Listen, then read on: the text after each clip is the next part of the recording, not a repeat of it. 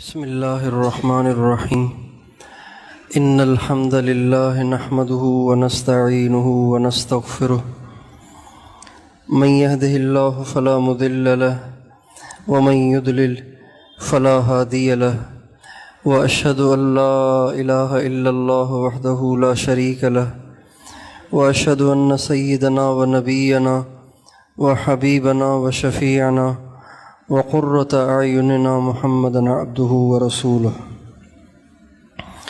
صلى الله تبارك وتعالى عليه وعلى آله وأصحابه وأزواجه وذريته وبارك وسلم تسليما كثيرا أما بعد فأعوذ بالله من الشيطان الرجيم بسم الله الرحمن الرحيم إنا خلقنا الإنسان من نطفة أمشاج نبتليه فجعلناه سميعا بصيرا إنا هديناه السبيل إما شاكرا وإما كفورا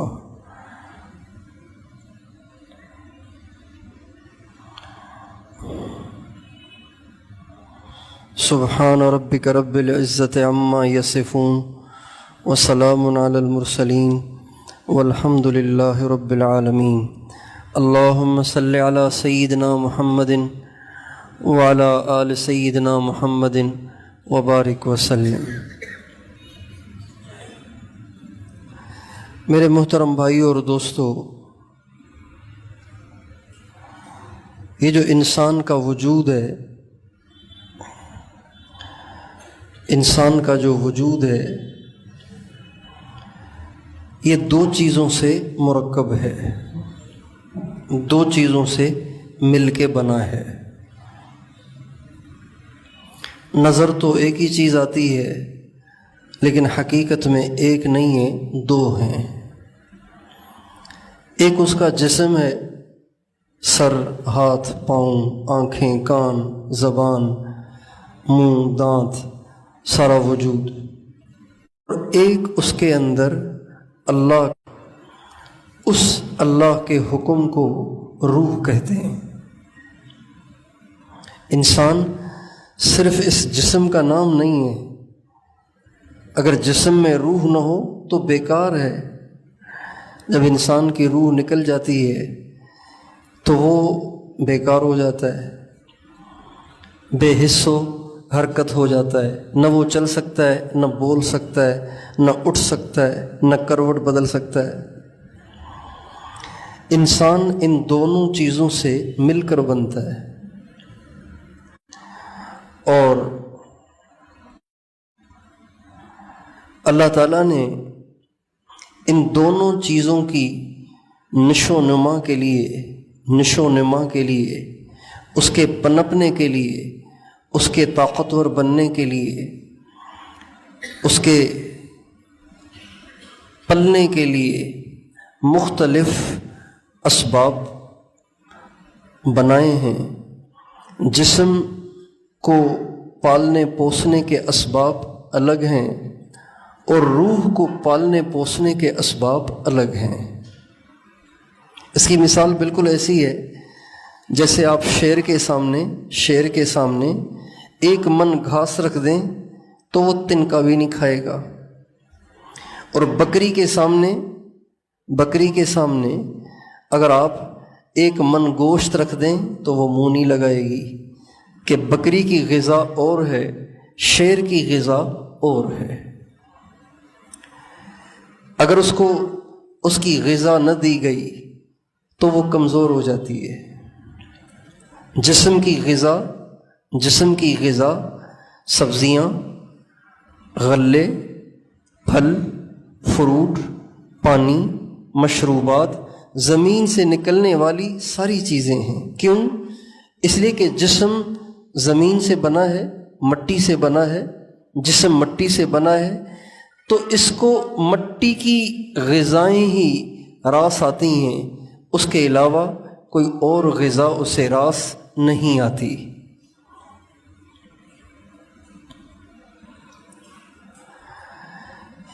مگر جو روح ہے، روح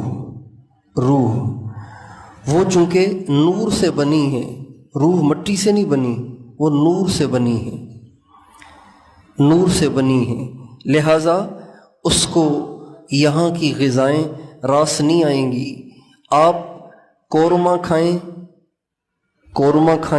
یا دال کھائیں، روح کو اس سے فرق نہیں پڑتا۔ ہاں، جسم کو فرق پڑتا ہے کہ قورمے کو پسند کرتا ہے اور دال کو ناپسند کرتا ہے، چٹپٹی غذاؤں کو پسند کرتا ہے اور پھیکے بیماروں والے سالن کو ناپسند کرتا ہے، تازی روٹی کو پسند کرتا ہے اور روکھی سوکھی اور رات کی رکھی ہوئی باسی روٹی اس کو وہ ناپسند کرتا ہے۔ سالن میں نمک ٹھیک ہو تو پسند کرتا ہے، نمک مرچ مسالے نہ ہوں یا بالکل برائے نام ہو تو اس کو ناپسند کرتا ہے۔ تو جسم کی غذا اور ہے اور روح کی غذا اور ہے۔ عام طور سے ہم لوگوں سے اس میں بے اعتدالی ہو جاتی ہے۔ جیسے کسی خاوند کی دو بیویاں ہوں نا، کسی آدمی کی دو بیویاں ہوں تو اگر وہ شریعت کا پابند نہیں ہے، اس کے دل میں خدا کا خوف نہیں ہے، اس کے دل میں اللہ کی عظمت اور بڑائی نہیں ہے اور قیامت کے دن پیش ہونے کا یقین نہیں ہے، تو وہ بے اعتدالی کرتا ہے۔ نئی بیوی کو زیادہ ٹائم دیتا ہے، پرانی کو پوچھتا ہی نہیں ہے۔ بہت واقعات ہیں ایسے کہ لوگوں نے نئی شادیاں کی اور پرانی جس نے ساری زندگی ان کو نبھایا، ساری زندگی ان کا ساتھ دیا، ان سے وفاداری کی اور روکھی سوکھی میں ان سے گزارا کیا، غربت کے زمانے میں ان کا ساتھ دیا، مال آ گیا، پیسہ آ گیا، گاڑی آ گئی، جب عیاشی کے دن آ گئے تو ایک اور سے شادی کر لی اور سارا ٹائم انہیں کو دے دیا، اس کو بالکل اگنور کر دیا۔ تو بالکل اسی طرح سے ہمارا ایک جسم ہے، ایک ہماری روح ہے۔ عام طور سے ہم سے اس میں بے اعتدالی ہو جاتی ہے۔ ہم جسم کو تو پالتے پوستے ہیں، کھلاتے اور پلاتے ہیں اور جسم کو آرام دیتے ہیں اور جسم کو تیل کی مالشیں کرتے ہیں، اور جسم کمزور ہونے لگے تو بادام کھاتے ہیں، کشتے کھاتے ہیں، ہلکا سا بخار ہو جائے بھاگے بھاگے ڈاکٹر کے پاس چلے جاتے ہیں، اور اگر کوئی چوٹ لگ جائے تو فوراً اس کی مرہم پٹی کرتے ہیں، اس کا علاج کرتے ہیں، میلا کچیلا ہو جائے تو فوراً اس کو دھوتے ہیں، صاف کرتے ہیں، بالوں کو شیمپو لگاتے ہیں، جسم کو صابن لگاتے ہیں، اور پسینے کی وجہ سے بدبو پیدا ہو جائے تو پرفیوم کے ذریعے سے اس کو خوشبودار کرتے ہیں۔ یہ ساری خدمت، یہ سب کچھ جو ہم کرتے ہیں وہ مٹی سے بنے ہوئے جسم کے لیے کرتے ہیں، اور ہمیں اس بات کا خیال ہی نہیں آتا، اس بات کی طرف ہمارا دھیان نہیں رہتا کہ یہ جسم نہیں ہے، اس کے اندر روح بھی ہے بھائی، مگر چونکہ اوجھل ہے، نظر نہیں آتی اور اس طرف دھیان نہیں جاتا کہ میرے ہاتھ کی حرکت روح کی وجہ سے، میری آنکھوں کا دیکھنا روح کی وجہ سے، میری زبان کا بولنا روح کی وجہ سے۔ روح نہ ہو تو میرے کان سن ہی نہیں سکتے، روح نہ ہو تو میں کھانا بھی نہیں کھا سکتا، روح نہ ہو تو میں اپنا دکھ درد بتا نہیں سکتا۔ روح ہی کی تو یہ ساری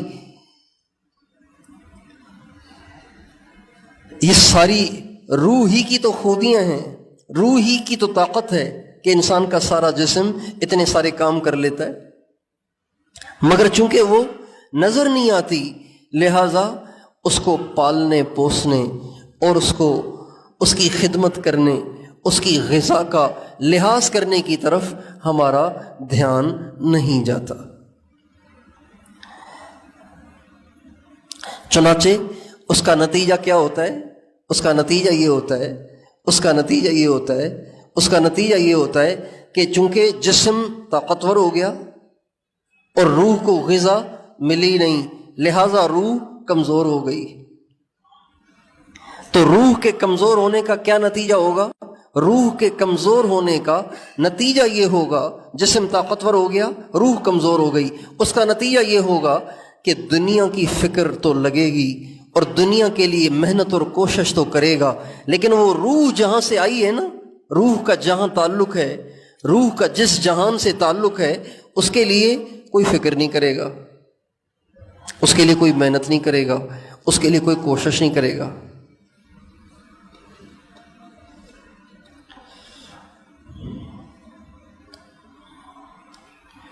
اور اس جہان کی فکر ہی پیدا نہیں ہوگی، اس جہان کے نقصان کا بھی احساس نہیں ہوگا، اس جہان کے نفع کا بھی احساس نہیں ہوگا۔ یہ روح کے کمزور ہونے سے نقصان ہوتا ہے۔ اب روح کی غذا کیا ہے؟ جسم کی غذا تو سب کو معلوم ہے، روح کی غذا کیا ہے جس سے روح طاقتور ہوتی ہے؟ روح کی غذا، روح کی غذا، روح کی غذا روٹی سالن پانی اور مشروبات نہیں ہے، بلکہ روح کی غذا اللہ کا ذکر ہے۔ روح کی غذا اللہ کا ذکر، قرآن پاک کی تلاوت، نبی کریم صلی اللہ علیہ وسلم پہ درود پڑھنا، یہ روح کی غذائیں ہیں۔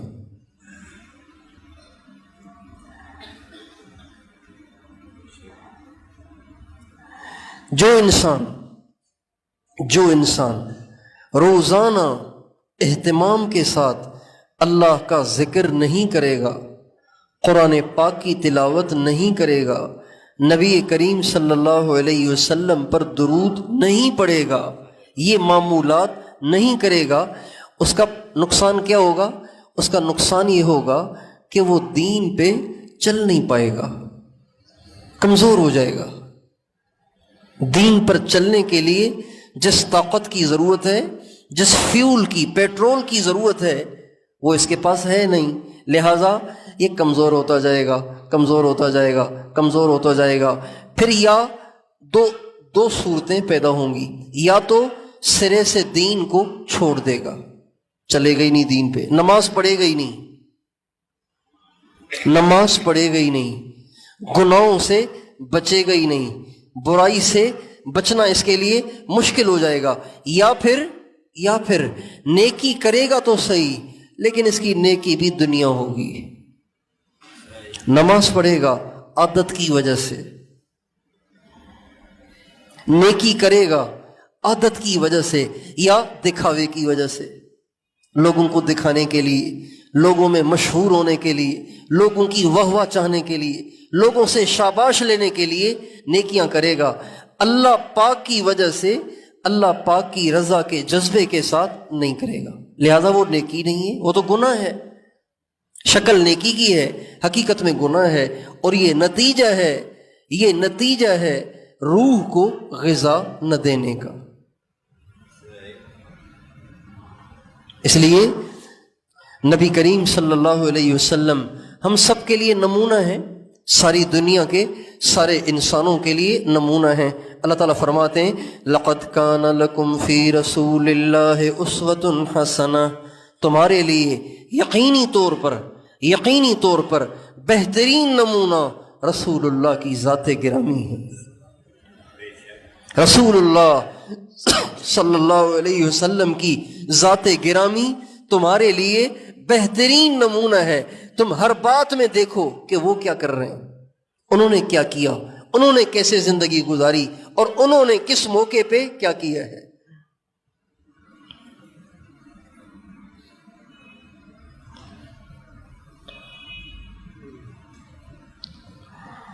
اور حضور اکرم صلی اللہ علیہ وسلم کی زندگی میں، آپ کی سیرت طیبہ میں ہم غور کرتے ہیں تو آپ علیہ الصلوۃ والسلام کی زندگی میں بظاہر آپ کو تو اس فیول کی ضرورت نہیں تھی جس فیول کی ہمیں ضرورت ہے،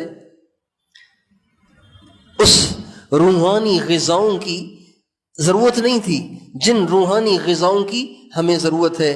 آپ پہ تو وحی اترتی تھی، حضرت جبریل آتے تھے، اللہ پاک سے آپ ہم کلام ہوتے تھے، اللہ پاک سے باتیں ہوتی تھیں، اور آپ کو تو کسی چارجنگ کی ضرورت ہی نہیں تھی، آپ کو تو کسی فیول کی ضرورت ہی نہیں تھی، لیکن اس کے باوجود اللہ تعالیٰ اپنے نبی کو چونکہ ساری دنیا کے انسانوں کے لیے اللہ نے نمونہ بنایا، لہٰذا اللہ اپنے نبی سے کہہ رہے ہیں یا ایھا المزمل قم اللیل الا قلیلا نصفہ او انقص منہ قلیلا او زد علیہ ورتل القرآن ترتیلا انا سنلقی علیک قولا ثقیلا ان ناشئة اللیل ہی اشد وطئا واقوم قیلا ان لک فی النہار سبحا طویلا واذکر اسم ربک وتبتل الیہ تبتیلا رب المشرق والمغرب لا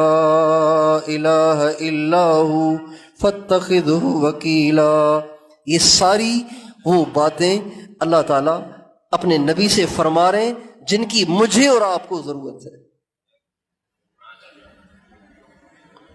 اللہ تعالیٰ ان آیتوں میں فرما رہے ہیں میرے نبی آپ کو سارا دن محنت کرنی ہے، جد و جہد کرنی ہے، سارا دن نیکی کے کاموں میں لگانا ہے، انسانوں کی ہدایت کے لیے در بدر پھرنا ہے اور جد و جہد کرنی ہے اور قربانی کرنی ہے۔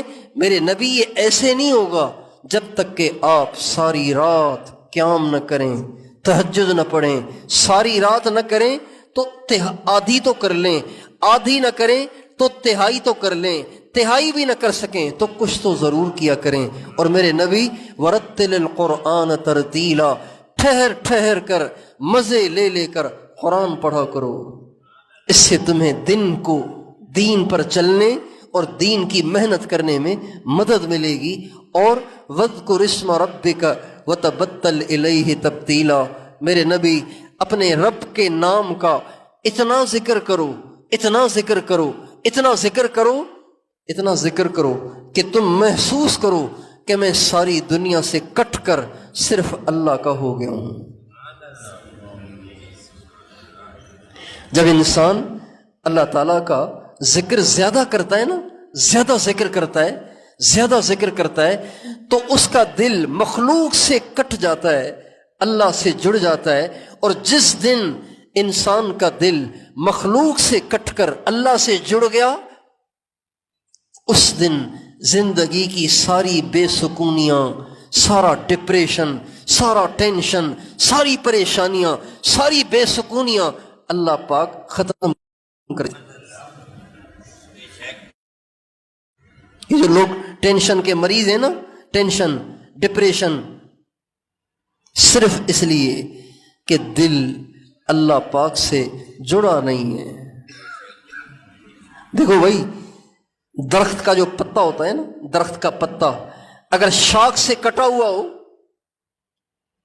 تو اس میں بہار ہوتی ہے؟ ہمیں بتاؤ، اس میں بہار ہوتی ہے؟ وہ سبز ہوتا ہے، وہ خوبصورت ہوتا ہے، وہ ہرا بھرا ہوتا ہے؟ ہرا بھرا نہیں ہوتا، پیلا ہو جاتا ہے، خشک ہو جاتا ہے، اس کی بہار ختم ہو جاتی ہے، یوں سمجھیں گویا وہ مر جاتا ہے، مردہ ہو جاتا ہے۔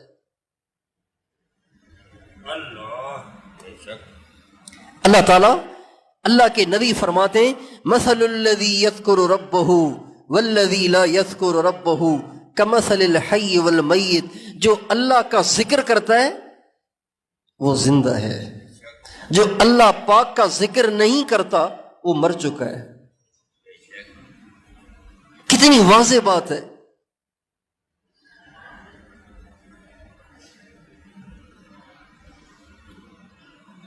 جب انسان اللہ کو یاد کرتا ہے، اللہ کا ذکر کرتا ہے، اللہ کا نام لیتا ہے، تو اس کا دل مخلوق سے کٹتے کٹتے اللہ کے ساتھ جڑ جاتا ہے، اور چونکہ اللہ غنی ہے لہذا یہ بھی غنی ہو جاتا ہے۔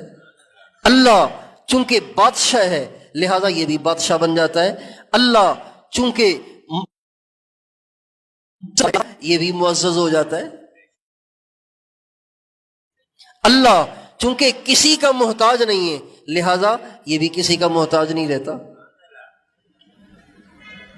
بھائی جب درخت سے پتا جڑ گیا، درخت ہرا بھرا تو پتا بھی ہرا بھرا۔ درخت سبز ہے، یہ بھی سبز ہے، درخت نرم ہے لہذا یہ بھی نرم ہے، لیکن جب درخت سے کٹ گیا تو اب درخت کا رنگ اور ہوگا، پتے کا رنگ اور ہوگا، درخت کی کنڈیشن اور ہوگی، درخت سے جڑے ہوئے پتوں کی کنڈیشن اور ہوگی، اور کٹے ہوئے پتے کی کنڈیشن اور ہوگی۔ اللہ سے جب انسان جڑ جاتا ہے، اللہ سے جڑ جاتا ہے، اللہ سے جڑ جاتا ہے، اللہ سے جڑ جاتا ہے، مخلوق سے کٹ جاتا ہے، تو اللہ پاک کی جو صفات ہیں وہ اس پر اثر انداز ہو جاتی ہیں۔ اسی وجہ سے یہ جو ہم واقعات سنتے ہیں نا کہ اللہ والوں کو بادشاہوں کی بھی پرواہ نہیں ہوتی، بادشاہوں سے بھی نہیں ڈرتے، فوجوں سے، بادشاہوں سے، وزیروں سے، مال والوں سے، کسی سے نہیں ڈرتے، وہ اس لیے کہ وہ بادشاہ سے جڑے ہوئے، لہذا بادشاہی کا پرتو، بادشاہی کا عکس ان پہ پڑ رہا ہے، لہذا یہ بھی بادشاہ بن گئے۔ کہتے ہیں نا اللہ والے تو بادشاہ ہوتے ہیں۔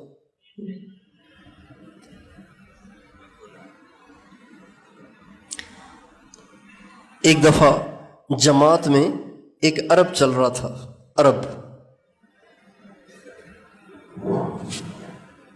اس کا نام تھا عبد الغنی۔ عبد الغنی، غنی کہتے ہیں بے نیاز، کسی کی پرواہ نہیں، راضی ہے ناراض ہے کوئی ٹینشن نہیں، کوئی ساتھ ہے یا نہیں ہے کوئی ٹینشن نہیں، کوئی خوش ہے یا ناراض ہے کوئی ٹینشن نہیں، کوئی برا بھلا کہتا ہے یا تعریفیں کرتا ہے کوئی پرواہ نہیں۔ اللہ بادشاہ ہے، ساری دنیا کافر ہو جائے اللہ کی عزت میں کوئی فرق پڑتا ہے؟ ساری دنیا متقی بن جائے اللہ پاک کی عزت میں کوئی فرق پڑتا ہے؟ اللہ بادشاہ بے نیاز ہے نا، غنی ہے۔ اس کا نام تھا عبد الغنی۔ اس سے کوئی پوچھتا تھا کہ آپ کا کیا نام ہے؟ وہ کہتا تھا انا عبد الغنی کیف اخشى الفقر وانا عبد الغنی، میں کیسے ڈروں محتاجی سے جبکہ میں غنی کا بندہ ہوں۔ کیف اخشى الفقر وانا عبد الغنی، میں کیوں ڈروں محتاجی سے جبکہ میں غنی کا بندہ ہوں۔ تو غنی کا بندہ بھی غنی ہے بھئی، یہ جو وڈیرے ہوتے ہیں، وڈیرے ہوتے ہیں، ان کے جو کمدار ہوتے ہیں وہ بھی تو بڑے ہوتے ہیں نا۔ یہ جو بادشاہ ہوتے ہیں ان کے جو درباری اور مشیر ہوتے ہیں وہ بھی تو بڑے ہوتے ہیں نا۔ بڑوں کے نوکر بھی بڑے ہوتے ہیں، بڑوں کے نوکر بھی بڑے ہوتے ہیں۔ کیف اخشى الفقر وانا عبد الغنی، کس سے ڈروں، کیسے ڈروں، فقر سے کیسے ڈروں جبکہ غنی کا بندہ ہوں۔ جب انسان کا تعلق اللہ پاک کی ذات کے ساتھ جڑ جاتا ہے نا، جڑ جاتا ہے، بے سکونی ختم، ٹینشن ختم، مایوسی ختم، بے سکونی بے چینی ختم۔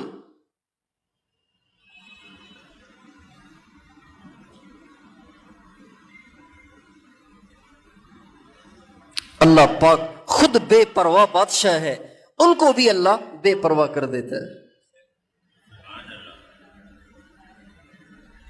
ہمارے ایک بہت بڑے بزرگ گزرے حضرت مولانا عبید اللہ سندھی رحمۃ اللہ علیہ، یہ خلیفہ تھے حضرت مولانا تاج محمود امروٹی رحمۃ اللہ علیہ کے۔ امروٹ شریف کے ہمارے ایک سندھ کے بہت بڑے بزرگ گزرے حضرت مولانا تاج محمود امروٹی رحمۃ اللہ علیہ، ان کے یہ خلیفہ تھے، اور حضرت خلیفہ غلام محمد صاحب دین پوری رحمۃ اللہ علیہ ان کے بھی خلیفہ تھے، اور حضرت مولانا احمد علی لاہوری رحمۃ اللہ علیہ جو ولیوں کے امام گزرے ہیں ان کی پرورش انہوں نے کی ہے۔ مولانا عبید اللہ سندھی رحمۃ اللہ علیہ نے مولانا احمد علی لاہوری رحمۃ اللہ علیہ کی تربیت کی ہے۔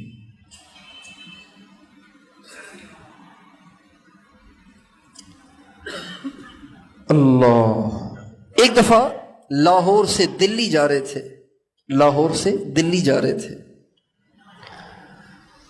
تو اس زمانے میں 5 کرایہ تھا لاہور سے دلی کا، 5 حضرت جا رہے تھے، خادم ساتھ ہے اور خود، اور جا رہے ہیں۔ راستے میں ایک نے کہا اللہ کے واسطے مولانا صاحب کچھ ہے تو مجھے دے دیں، میں محتاج ہوں، غریب ہوں۔ واقعی وہ محتاج اور غریب تھا۔ خادم سے کہا جو کچھ ہے دے دو۔ اس بیچارے کے پاس تھے ہی 10 جس سے 2 ٹکٹ لینے تھے، دلی کے 2 ٹکٹ لینے تھے، 10 اس کو دے دیے۔ خادم کہتے ہیں پتہ تھا کہ ہیں ہی 10 اور وہ بھی دینے کا حکم دے دیا، لیکن اسٹیشن اسی رفتار سے جا رہے ہیں، اسٹیشن اسی رفتار سے جا رہے ہیں۔ رفتار میں کوئی کمی نہیں آئی، سستی نہیں آئی، کوئی جھجک نہیں آئی، یہ نہیں سوچا کہ اب 10 تو وہاں چلے گئے، اب کیا کرنا ہے بھائی، چلیں واپس پھر کسی اور سے لے کر آ جائیں۔ کہتے ہیں اسی رفتار سے اسٹیشن جا رہے ہیں جیسے جیب میں پیسے پڑے ہوئے ہیں، نہ ان کے پاس ہیں نہ خادم کے پاس ہیں۔ جو ہی اسٹیشن میں داخل ہوئے، ادھر ٹرین جانے والی ہے، جو ہی اسٹیشن میں داخل ہوئے تو ایک شخص بھاگا آیا، کہا حضرت یہ 2 ٹکٹ ہیں، اگر آپ اللہ کے واسطے قبول کر لیں آپ کی بڑی مجھ پہ مہربانی ہوگی۔ خادم سے کہا لے لو۔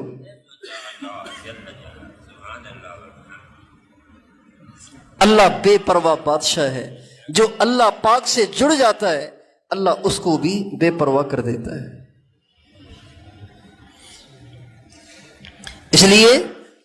اس لیے جو بے پرواہ بننا چاہتا ہے، جو معزز بننا چاہتا ہے، جو ہرا بھرا ہونا چاہتا ہے، جو خوشحال رہنا چاہتا ہے، زندگی کی ساری بے سکونیاں ختم کرنا چاہتا ہے، اپنی محتاجی ختم کرنا چاہتا ہے، تو وہ وظیفوں میں پڑھنے کی بجائے اللہ سے جڑ جائے، اللہ سے تعلق بنا لے۔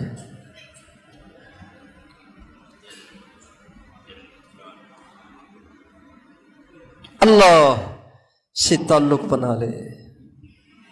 اللہ مل گیا تو سب کچھ مل گیا، اللہ نہ ملا تو کچھ نہیں ملا۔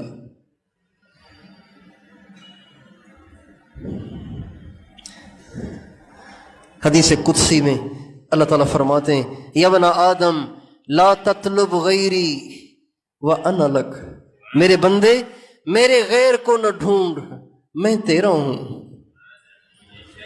لا تطلب غیری وانا لک، میرے غیر کا طلبگار نہ بن، میرے غیر کا متلاشی نہ بن، میرے غیر کے لیے جستجو نہ کر، جستجو کر تو میرے لیے کر، میں تو ہوں ہی تیرا۔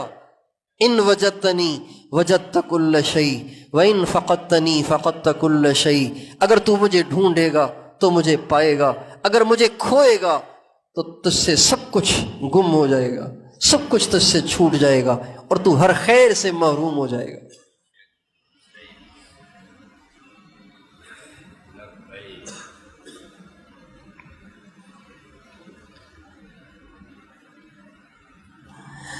کہتے ہیں سلطان محمود غزنوی کا ایک غلام تھا، اس کا نام تھا ایاز۔ بادشاہ اس سے بہت پیار کرتا تھا۔ جب بڑے اپنے چھوٹوں میں سے کسی ایک کو زیادہ پیار دیتے ہیں نا تو اس کا لازمی نتیجہ یہ ہوتا ہے کہ اوروں کو اس سے حسد ہو جاتا ہے، حالانکہ نہیں ہونا چاہیے،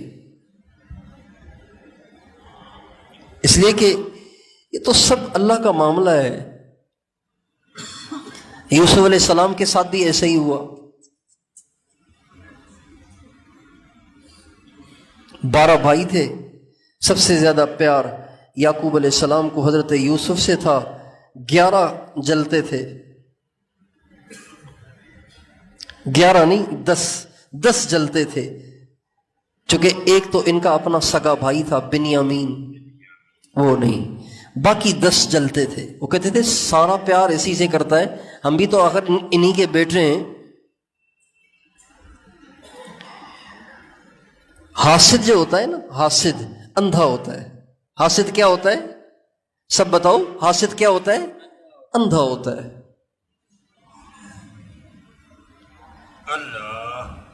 اس کو اپنے سے آگے نکل جانے والے کی کوالٹی نظر نہیں آتی، اس لیے اعتراض پیدا ہوتا ہے، کہتا ہے یہ بھی تو میرے جیسا ہے۔ بھئی آپ جیسا کیسے ہے؟ اگر آپ جیسا ہوتا تو حالات بھی آپ جیسے ہوتے۔ آخر اللہ نے اس کو آپ سے آگے بڑھایا ہے تو کوئی بات تو ہے نا، تو آپ اللہ سے زیادہ سمجھدار ہیں، آپ اللہ سے زیادہ سمجھدار ہیں۔ آج کل عام ہے گھروں میں حسد، گھروں میں عام حسد ہے، اور یہ عورتوں میں تو اتنا حسد ہے کہ توبہ۔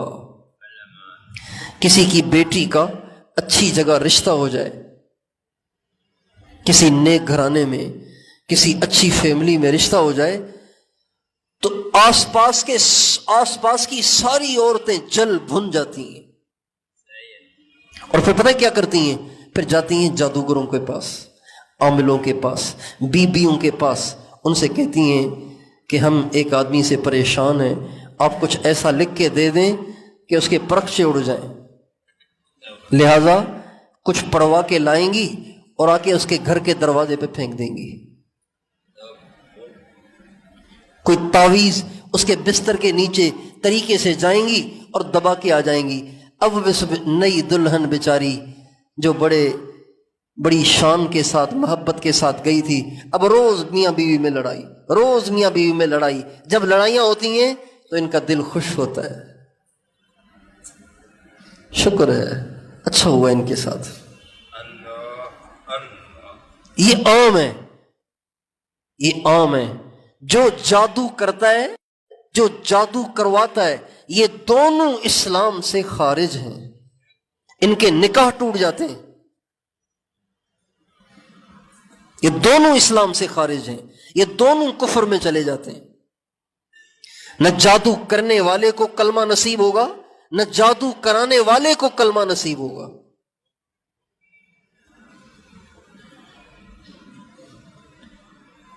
جادو کرنے والے کو کلمہ نصیب نہیں ہوگا، جادو کرانے والے کو بھی کلمہ نصیب نہیں ہوگا۔ اوروں کے گھر اجاڑنے کے لیے، اپنے نفس کو خوش کرنے کے لیے کتنے لوگ ہیں جو اپنے ایمان کو داؤ پہ لگا رہے ہیں۔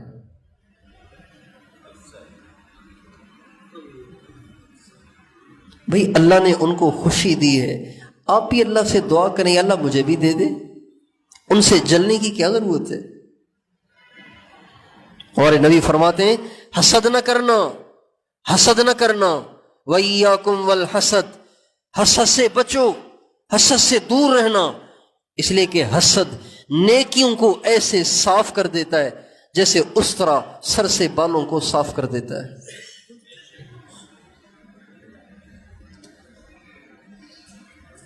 اور گھروں میں ساس بہو میں جو لڑائی ہوتی ہے نا، ساس بہو میں جو لڑائی ہوتی ہے اس کی بھی اصل وجہ حسد ہوتی ہے۔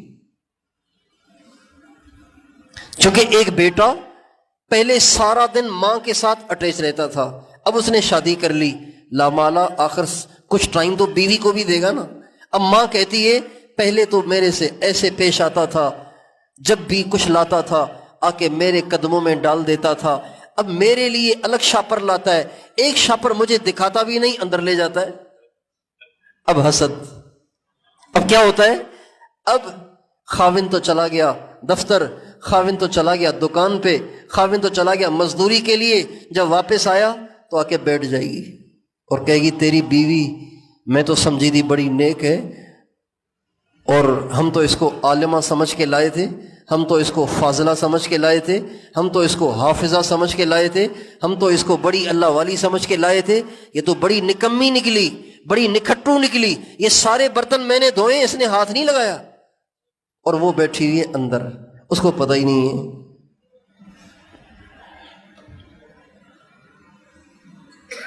اب ایک دن، دو دن، تیسرے دن جب روز بیٹے کے کان بھرے جائیں گے، اس کا کیا نتیجہ نکلے گا؟ اس کا نتیجہ یہی نکلے گا کہ بیٹا اٹھائے گا ڈنڈا اور کرے گا پٹائی دوسرے کی بیٹی کی، جس کو عزت سے لائے تھے، بارات لے کے گئے تھے لانے کے لیے، اب اس کی پٹائی ہو رہی ہے۔ کیوں؟ حسد۔ یا پھر کیا ہوتا ہے، ایک بھائی کے گھر میں، ایک شخص کے گھر میں اس کی ایک بہن بیوہ ہے. اب اس کا خرچہ بھی اس نے اٹھانا ہے، اس کے بچوں کے لیے بھی سامان اسی نے لانا ہے. اب بیوی سوچتی ہے خاوند میرا اپنا سب کچھ چھوڑ چھاڑ کے آئی میں اس کے لیے، اور یہ اس کو بھی دیتا ہے. بھائی اس کو کیوں دیتا ہے؟ اب بیوی کے دل میں اپنی نند کے لیے حسد پیدا ہو رہا ہے، لہذا آئے دن کوئی نہ کوئی کیس بناتی رہتی ہیں اس بات کے لیے کہ یہ اپنی بہن سے لا تعلق ہو کر بس بیوی کا ہو کے رہ جائے، سارے رشتے توڑ دے، بس صرف میرا ہی ہو جائے. بیوی کہتی ہے جیسے میں نے سب کچھ چھوڑ دیا تو بھی سب کچھ چھوڑ. ان سب کے پیچھے حسد ہے. ایاز حسد ہو گیا اس سے. تو بادشاہ سمجھ گیا. بڑے سمجھتے ہیں، چھوٹے سمجھتے ہیں، بڑے بیوقوف ہیں، لیکن بڑے اپنی زندگی لگائے ہوتے ہیں، وہ تو سمجھ جاتے ہیں، بولتے نہیں ہیں، سمجھ جاتے ہیں. نوجوان سمجھتے ہیں کہ ابو ایسے ہی پاگل سا ہے، ایسے ہی پرانے زمانے کا آدمی ہے، بیوقوف سا ہے. وہ سمجھتے ہیں کہ ان کو پتہ نہیں چلتا ہماری چالاکیوں کا، ہماری ہیرا پھیریوں کا اور ہماری باتوں کا. لیکن اس کی تو زندگی گزری ہے. انسان کتابوں سے نہیں سیکھتا، کتابوں میں پڑھتا ہے، سیکھتا تو زندگی کی ٹھوکروں سے ہے. کس سے سیکھتا ہے بتاؤ بھائی؟ زندگی کی ٹھوکروں سے سیکھتا ہے.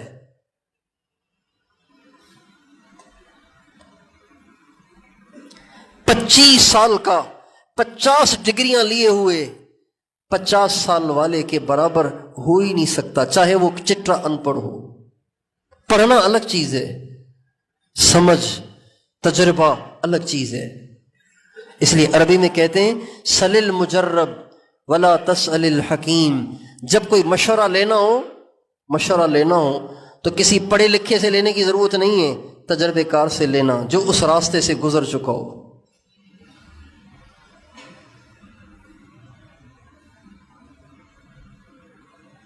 ہمارے حضرت جی کے پاس ایک شخص آیا. ہمارے حضرت جی کی ایک شادی ہے، ان کے بیٹے کی 2 شادیاں ہیں. ایک شخص آیا مشورے کے لیے، 2 بیویاں تھیں اس کی، مشورہ کرنے. حضرت نے فرمایا بھائی اس کا مشورہ تو اس سے کرو بھائی، چونکہ یہی اس راستے سے گزرا ہے.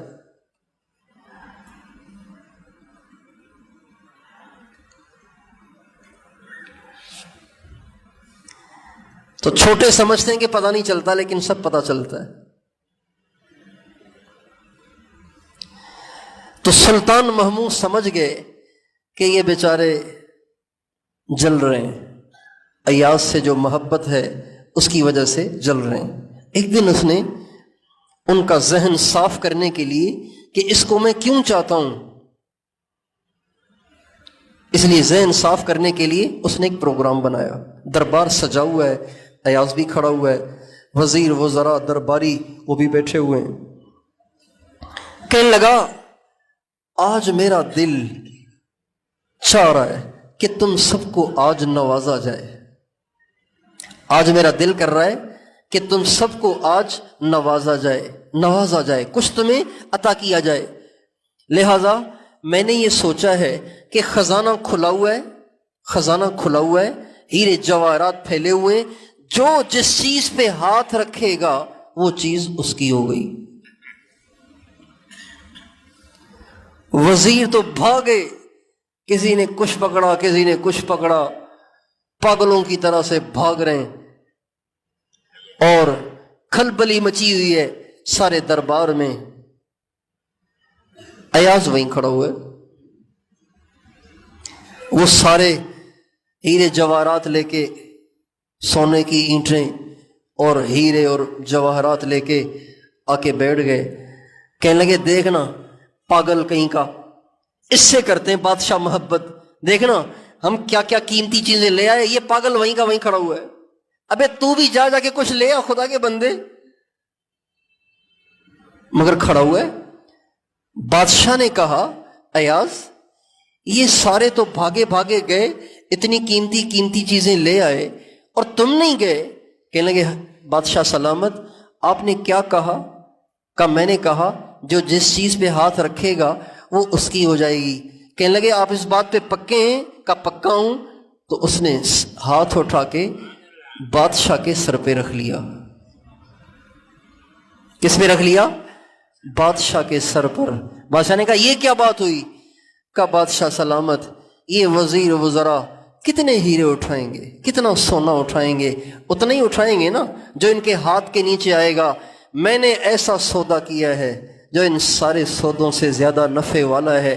میں نے بادشاہ پہ ہاتھ رکھا ہے، یہ سارے خزانے بادشاہ کے ہیں۔ بادشاہ مل گیا تو سب کچھ مل گیا۔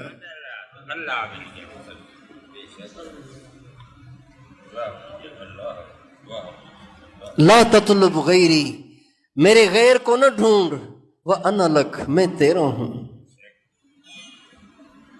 اطلبنی تجدنی، مجھے ڈھونڈ، مجھے ڈھونڈے گا تو مجھے پائے گا۔ اللہ پاک کو ڈھونڈنے والا کبھی نامراد نہیں ہوتا۔ اللہ پاک کو تلاش کرنے والا، اللہ پاک کو ڈھونڈنے والا، اللہ پاک کی جستجو کرنے والا کبھی بھی نامراد نہیں ہوتا۔ اللہ کو ڈھونڈنے والا اللہ پاک کو ضرور پا لیتا ہے۔ یہ ضرور میں کہاں سے کہہ رہا ہوں؟ اپنی طرف سے نہیں کہہ رہا ہوں، قرآن میں لکھا ہوا ہے۔ اللہ تعالیٰ فرماتے ہیں وَالَّذِينَ جَاهَدُوا فِينَا لَنَهْدِيَنَّهُمْ سُبُلَنَا وَإِنَّ اللَّهَ لَمَعَ الْمُحْسِنِينَ۔ اللہ فرماتے ہیں جو ہمیں تلاش کرتے ہیں، ہمیں ڈھونڈتے ہیں، ہماری تلاش میں قربانیاں کرتے ہیں، اللہ فرماتے ہیں میں ضرور بضرور، 3 دفعہ ضرور بضرور بضرور میں ان کو اپنا پتہ بتا دیتا ہوں،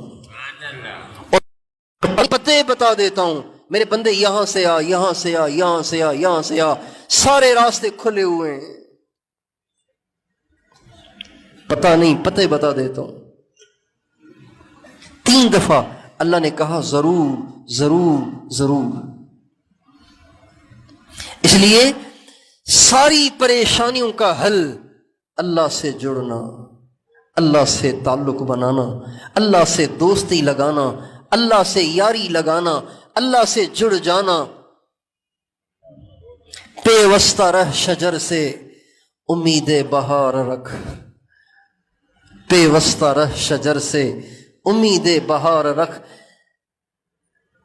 ایک پتے کو کوئی نصیحت کر رہا ہے کہ اگر تجھے اس کی خواہش ہے کہ تو ہمیشہ ہرا بھرا رہے تو میری تجھے نصیحت ہے اس شاخ سے جڑے رہنا، اس شاخ سے جڑے رہنا۔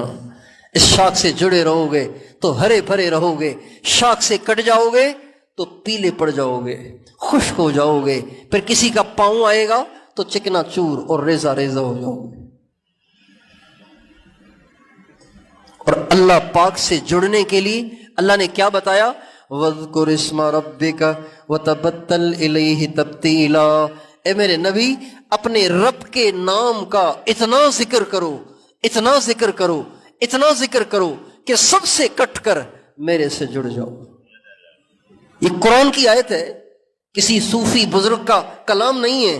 وَاذْكُرِ اسْمَ رَبِّكَ، اے میرے نبی اپنے رب کے نام کا اتنا ذکر کرو کہ وَتَبَتَّلْ، کٹ جاؤ، الیہ تبتیلا، ساری دنیا سے کٹ کر اللہ سے جڑ جاؤ۔ تو اللہ پاک سے جڑنے کا اور مخلوق سے کٹ کر اللہ سے جڑ کر ساری دنیا سے بے نیاز ہو جانے کا نسخہ اللہ تعالیٰ نے اس آیت میں دے دیا ہے۔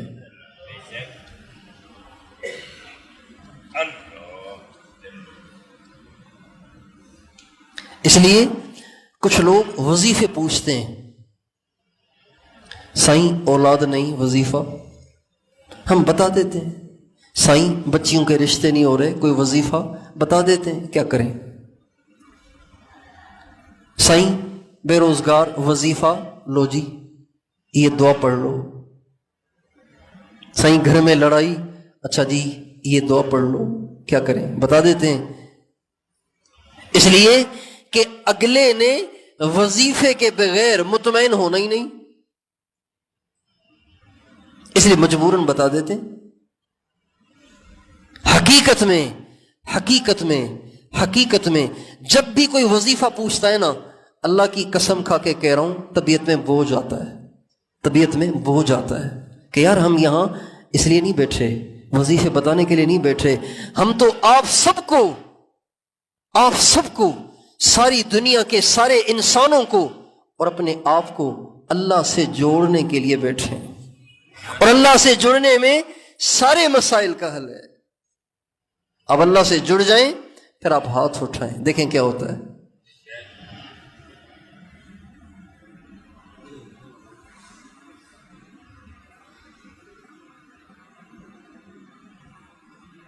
اللہ سے جڑ جائیں، پھر دیکھیں کیا ہوتا ہے، آپ کی دعا سے کیا کچھ ہوتا ہے۔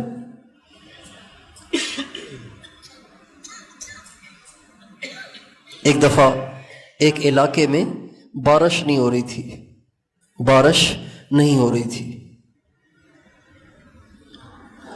تو لوگوں نے اس علاقے کے علماء سے کہا کہ آپ سارے لوگوں کو اکٹھا کریں اور دعا مانگیں، اللہ تعالیٰ بارش دے دے۔ سارے لوگ اکٹھے ہو گئے تو انہوں نے دعا کی، صلاۃ استسقاء کہتے ہیں اس کو، انہوں نے دعا کی، نماز، دعا اللہ پاک سے مانگا، لیکن کوئی بارش کے آثار ظاہر نہیں ہوئے۔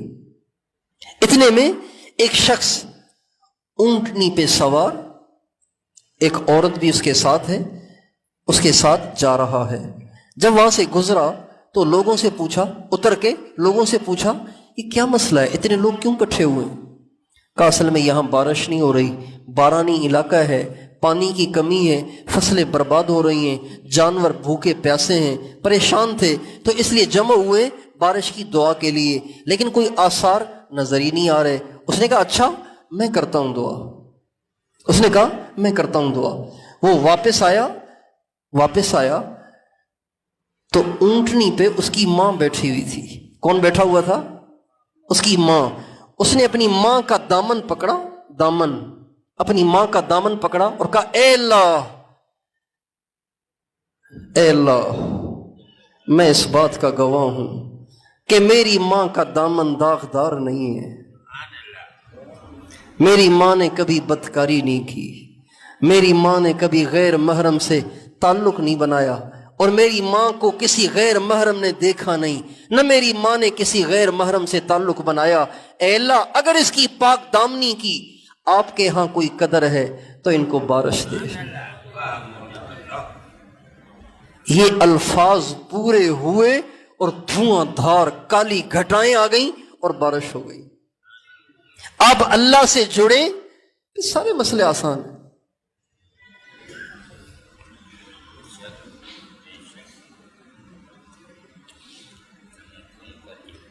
ہم چاہتے ہیں اللہ کو بائی پاس کر کے ہم اپنے کام نکال لیا کریں وظیفوں کے ذریعے سے، یہ راستہ ٹھیک نہیں ہے۔ اس لیے اللہ پاک سے جڑنا ہماری ضرورت ہے، صرف دنیا کی نہیں آخرت کی بھی ضرورت ہے۔ اور اللہ پاک سے جڑنے کا ذریعہ اللہ کا ذکر ہے، قرآن پاک کی تلاوت ہے، آدھی رات کو اٹھ کے اللہ پاک کے سامنے رونا یہ اللہ سے تعلق بنانے کا ذریعہ ہے۔ اور یہ سب روح کی غذائیں ہیں۔ آج جو لوگ کہتے ہیں نا کہ جی بہت کوشش کرتا ہوں لیکن غیبت نہیں چھوٹتی، بہت کوشش کرتا ہوں بد نظری نہیں چھوٹتی، بہت کوشش کرتا ہوں غصہ بہت آتا ہے، تو بھائی میرے پیارے آپ سے یہ باتیں اس لیے نہیں چھوٹ رہی کہ روح بیچاری کمزور دبلی پتلی ہو گئی ہے، جسم طاقتور ہو گیا ہے، جسم کو آپ نے شیر بنا دیا اور اس بیچاری کو آپ نے سکھا کے کانٹا بنا دیا، روح کو، تو اب گناہ سے کیسے بچا جائے گا؟ تو جو لوگ یہ شکایت کرتے ہیں ان کی شکایت کا علاج یہی ہے کہ آپ اللہ کا ذکر کریں، قرآن کی تلاوت کریں، اور تھوڑا نہیں زیادہ کریں۔ اللہ تعالیٰ نے قرآن پاک کے اندر تھوڑا ذکر کرنے کا حکم نہیں دیا. اللہ تعالیٰ فرماتے ہیں یا ایھا الذین آمنوا اذکروا اللہ ذکرا کثیرا والذاکرین اللہ کثیرا والذاکرات. زیادہ ذکر کرنے والے مرد، زیادہ ذکر کرنے والی عورتیں، اے ایمان والو اللہ کا زیادہ ذکر کرو.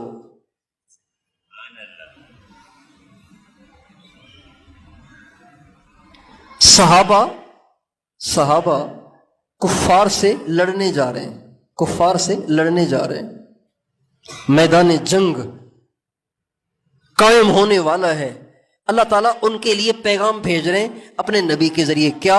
اذا لقیتم فئۃ فاثبتوا. جب کفار سے آمنا سامنا ہو جائے نا تو پھر بھاگنا نہیں، ڈٹ جانا. کیا کرنا؟ ڈٹ جانا. لیکن یہ ڈٹنا تمہیں تب نصیب ہوگا جب ایک کام کرو گے. کیا؟ وَاذْكُرُوا اللَّهَ كَثِيرًا لَعَلَّكُمْ تُفْلِحُونَ.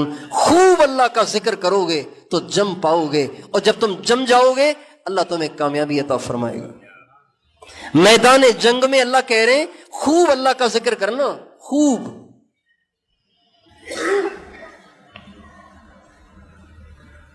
ہم کہاں اللہ کا ذکر کرتے ہیں؟ کرتے ہی نہیں.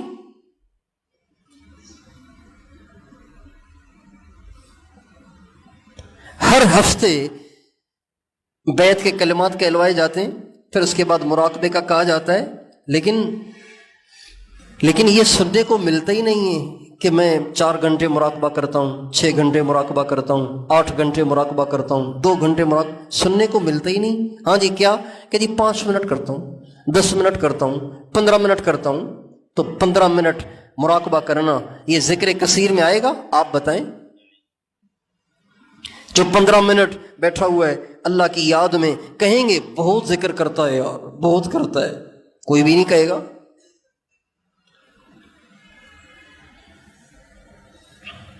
اس لیے میرے دوستو روح کی غذا روح کو دینا ضروری ہے، ورنہ کمزور ہو جائے گی، اور کمزور ہو جائے گی آپ دین پہ چل ہی نہیں پائیں گے، آپ برائی سے بچ ہی نہیں پائیں گے.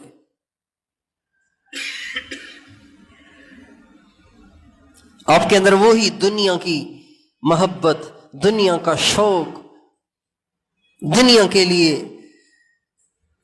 آپ کے اندر ولولہ، اور دنیا کے لیے پریشانی، اور دنیا کے آنے پہ خوشی، بس یہی رہے گا.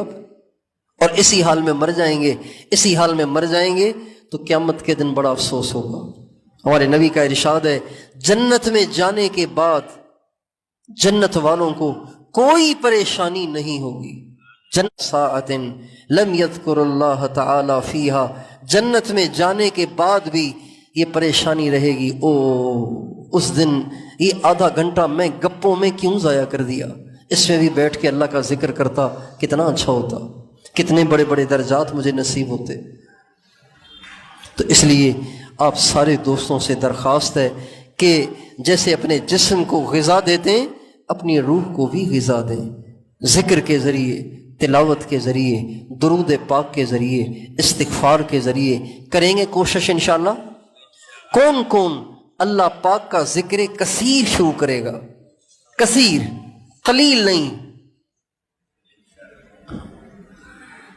شروع کر لیں. اپنی زندگی کے اوقات متعین کریں، زندگی کے اوقات متعین کریں.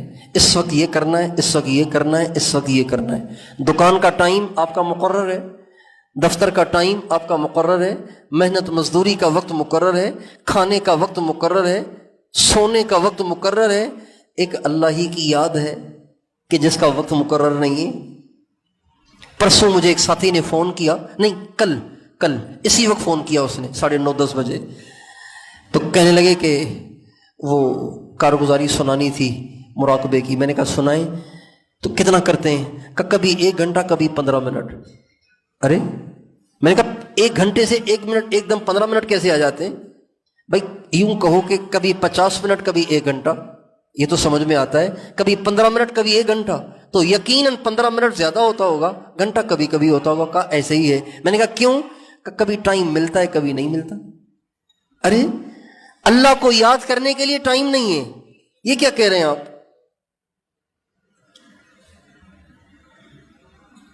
دنیا کے کاموں سے کیوں نہیں کہتے کہ ٹائم نہیں ہے؟ اللہ سے کہتے ہیں اللہ میاں آج آپ کو یاد نہیں کروں گا، میرے پاس ٹائم نہیں ہے۔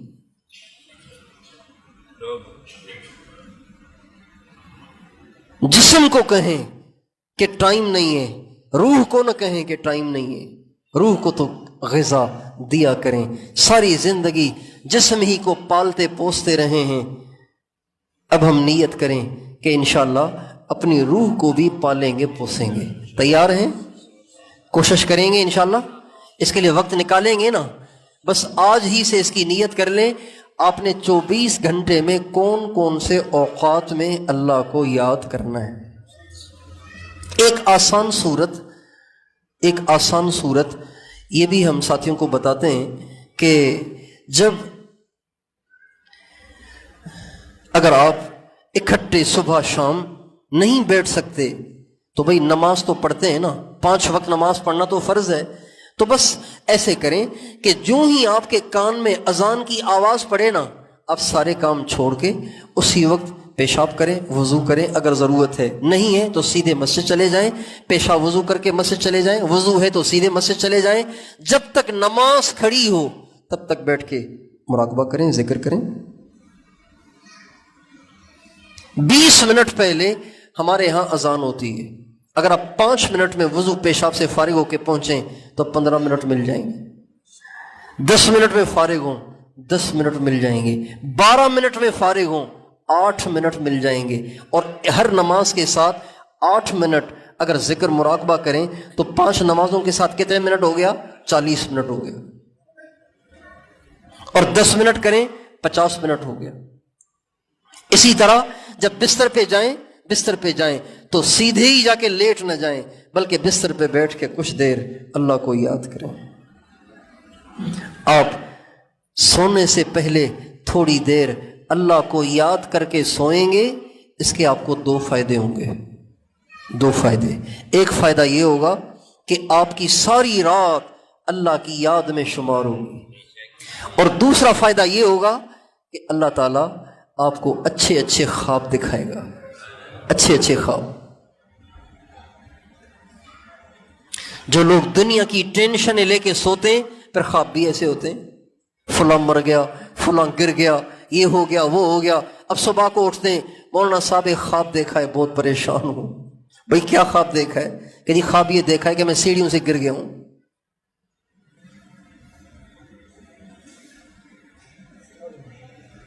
یہ روزانہ کا معمول ہے، ایسے فون آتے رہتے ہیں۔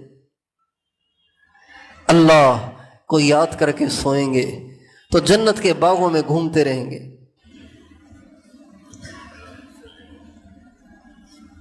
اب آئندہ جو ساتھی کارگزاری سناتے ہیں نا، وہ حوصلہ افزا کارگزاری سنایا کریں۔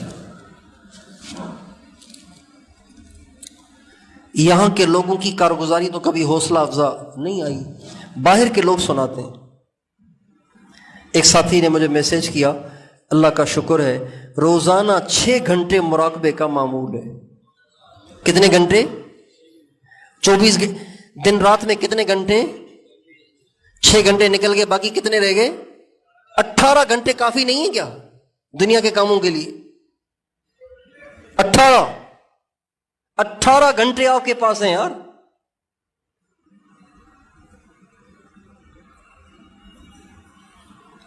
چھ گھنٹے سو جائیں، 7 گھنٹے سو جائیں، اب بھی 16 گھنٹے آپ کے پاس ہیں۔ نوجوان ہیں، بالکل نوجوان۔